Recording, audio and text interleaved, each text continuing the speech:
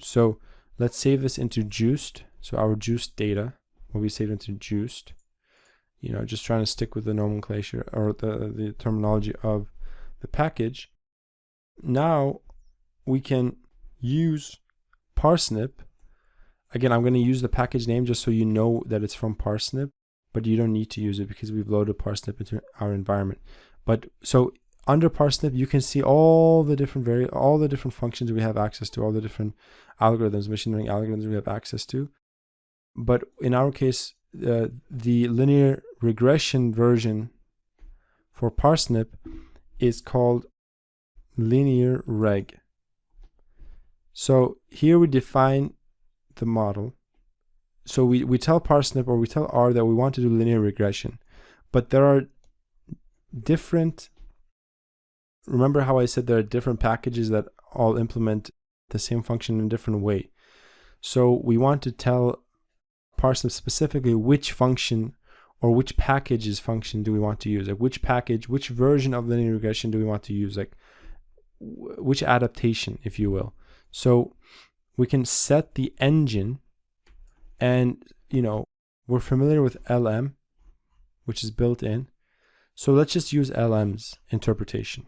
So we can set the engine to LM. But if there was another package, for example, that had another interpretation of linear regression and it was included in parsnip, then you can just replace LM with that package to use their interpretation.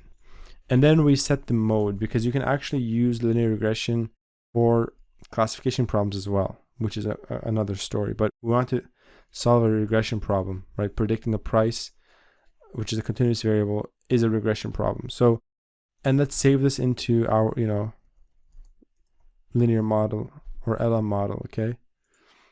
And if we run this, now we've specified the model, and now we can fit the model. So we've specified what we want. So let's go ahead and print this. So we specify that we want a linear regression model, and we're doing a regression problem, and the computational engine that we're using is LM, okay? Now that we've specified that, we can fit this model onto our training data set. So fit the model that we specified onto our data, but let's specify first the outcome variable is price, and the input variables are the other ones. And then the data we want to input into the model, like the data we want the model to fit to, is the juiced version of our, or in other words, the pre-processed version of our data. By the way, don't forget, you know, I'm not doing this because I've covered this enough, but you know, whenever you have question as to like the order and that kind of stuff, or what each parameter is, just pull up the documentation, right? So we have fit. You fit an object, see the individual methods for specifics, fit, right? Object, formula, data, right? That's how I know that I don't put data before formula, because there we go, we just looked it up, right? And then, you know, formula, it tells you the data and, you know, everything you need to know. So don't get lazy, always look up the documentation, okay? So this will fit our data to the juiced or the pre-processed. This will fit our model to the pre-processed data. So let's save this in LM fit, and then let's print LM fit. Okay, we fitted the data, and it gives us the time, tells it's a parsnip model object. It gives us the coefficients. Remember, when we did linear regression from scratch, we had just 2 coefficients because we just had an input variable and an output variable. Now we have 9 input variables and 1 output variable. So this is like a multi-dimensional line or something, right? It's something you can't even visualize, but if you were able to, these would be the coefficients for it. And then it gives you the formula, so on and so forth. So now we want to actually, we can use glance from parsnip to give us information about the whole model. So LM fit is our fitted model. All our performance measures and everything we want to know about the model we fit. So we have the R squared value, which is very high, which is a good sign. This means that this is a good fit to the data. You know, a lot of extra stuff that, you know, the p-value is very small. rounded to 0, which is very good. And, you know, a lot of this stuff, you know, we're not going to cover, we haven't covered because it's too advanced for this course, but it's all there when you need it. So this is the RMSE value. So the root mean squared error. And yeah, so that's one way to look at the results. And we can also use the tidy function from the Broom package, and we can get the results for each of the variables, their p-values, their standard error, so on and so forth. Now, that's great. So this is something we've done so far, but now let's actually look at the results, right? So what we can do is we can use, in order for us to actually measure the accuracy of this model ourselves, right? We can use the model we just trained and use it to predict new data. Okay? And then we can compare the new data with the actual data. Okay? So let me show you how. So there's a predict function within parsnip. So we pipe in the new, we pipe in the trained model. So now this is a trained model. It's ready, right? It's trained. We already see that it has a high R-squared value. So we can use this to predict. And we specify the new data. And let's just, you know, let's just see how it predicts on the same data it trained on, okay? So it trained on the juiced data, right? On the preprocessed data, which was preprocessing of the training data set. So still no mention of the testing data set. And then we can create a new column called the truth, which is essentially the training data set, or the price column of the training data set, right? Because remember, juiced is a preprocessed version of the training data set. And what we're trying to do is predict the price column of what, in this case, since we're predicting on the juiced data set, it's of the training data. So we want to see if after preprocessing the training data, training a model on it, and then predicting on that same trained data, if we can get an accurate result that's accurate when compared with the actual price of the training data set, like the actual price column of the training data set. So let's run this very quickly. And here we see the actual price, and this is the predicted price. Okay. And you can see that, you know, very interesting results. So here, for example, you know, this is completely off, right? This is, it says the price is negative 1,300, whereas in reality it's 326, right? But then, you know, other places it's pretty accurate, you know, it's close, right? This is, you know, it says it's 3,000 and this is 2,700. So, you know, they're pretty close. So overall, since there are so many rows, we want to see if overall the results are close enough. So, you know, obviously one result might be very off, but in general, we want to see if the model is accurately predicting or fitting the training data. So let's save this in results train. Okay. Let's actually do the same, but using the testing data set. So we want to predict on new data that is the testing data set. Now, when we're running a recipe, so juiced is the preprocessed version of the training data set, right? As we define it here. But what if we want to run the same preprocessing steps on new data?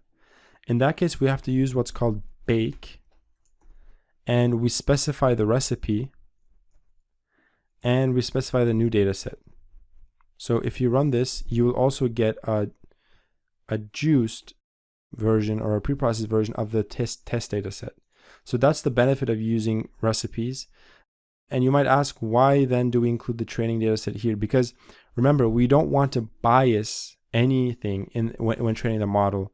And so even the preprocessing needs to be done on the training data set. So the steps for pre-processing the data are determined based on the training data set, and those steps are applied to the testing data set. So we don't want to change pre-processing based on the test data set. Otherwise, that will bias the results towards the testing data set and will not give us an objective measure of the validation of our model. So here we're using the recipe steps that have been determined based on the training data set, but we're using it to pre-process the test data. So let's take this. So that's pretty cool, right? Otherwise, you would have to do everything manually again using the test data set. So we're able to just put that in right here. So now this is the new data. So we want to predict. So we already ran a prediction on the training data set, and that's saved into here. Now we want to run a prediction on the baked test data set. So on the pre-processed testing data set. And we also add in a truth column, and that's the price column, the column that we want to predict from the test data set.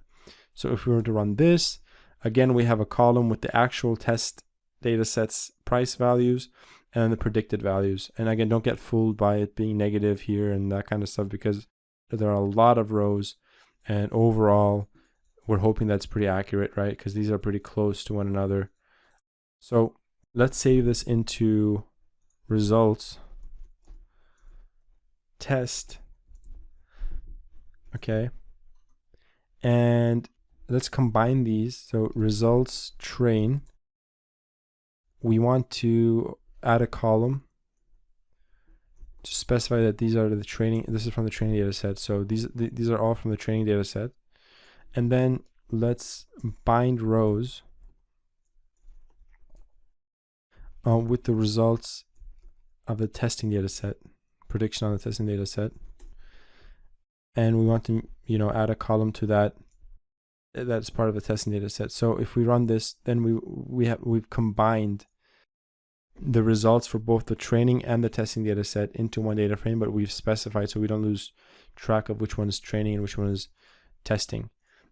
And we can just save this as results. So now we've predicted using our model on both the training and the testing data set. Okay. Now, the goal of this, right? You might say, what's the point of predicting on the data set that you've used to train your model?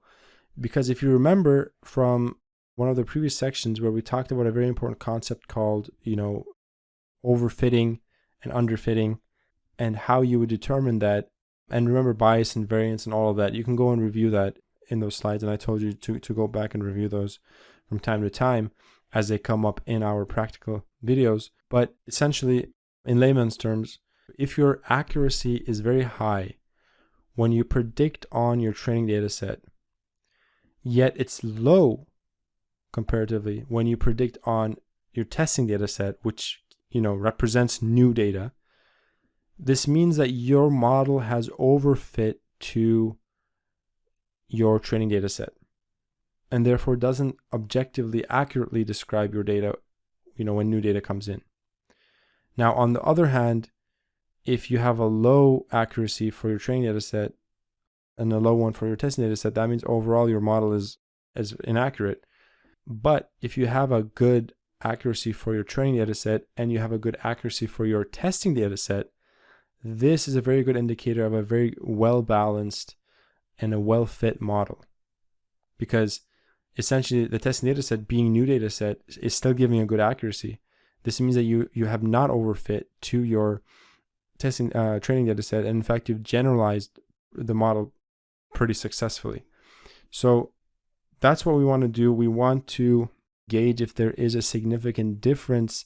So we've already established that the fit is very good for the training data, right? Because of the p-values and because of the r-squared value being pretty high and that kind of stuff. But we want to compare those results to the results on the testing data set, and this way we can validate our model. So let's take our results, let's group by type, and let's use yardstick to interpret these results.